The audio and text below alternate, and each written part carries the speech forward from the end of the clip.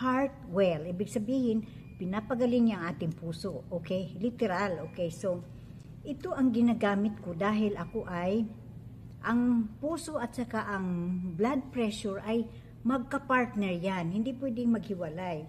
Okay, ang mga taong may sakit sa puso, usually may problema din sa blood pressure nila. Ako, ginagamit ko ito dahil ako ay hypertensive. Ang nanay ko ay hypertensive din, ako hypertensive, at saka yung iba kong mga kapatid ay hypertensive din dahil nasa dugo na namin ang hypertension. Ewan ko ba kung bakit sa dinami-dami na pwedeng ipagmana, bakit ang hypertension pa ang aming namamana, okay? Ito ay tinitake ko kasabay nung aking maintenance. Meron akong maintenance dito. Monday to day, so meron akong panlagyan ng gamot. Dapat may panlagyan kayo para hindi kayo malilito, okay? Nagtitake ka ng Heartwell, nagtitake ka rin ng maintenance na gamot mo, okay? Pwede mo silang pagsabayin. Hindi naman sabayin na iniinom. May pagitan din na oras. Pwedeng after 1 hour, okay? Si Heartwell, tinitake natin ito after breakfast, isa.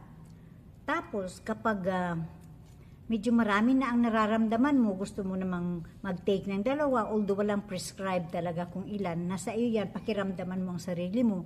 Kung gusto mo mag-take sa gabi, 1 oras bago matulog, mag-take ka na ng Heartwell kasi ano din ang tulog natin kasi gawa nga ito sa mga organic materials, wala itong chemical. Natin si Heartwell para ititake ko na siya ngayon.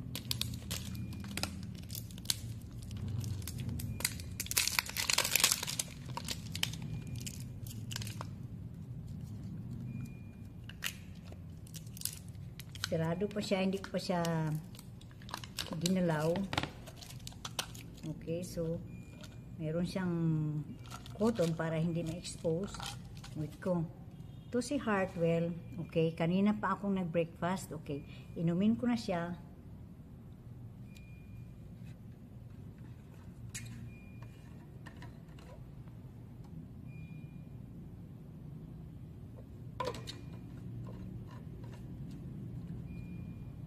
Heartwell, I love you.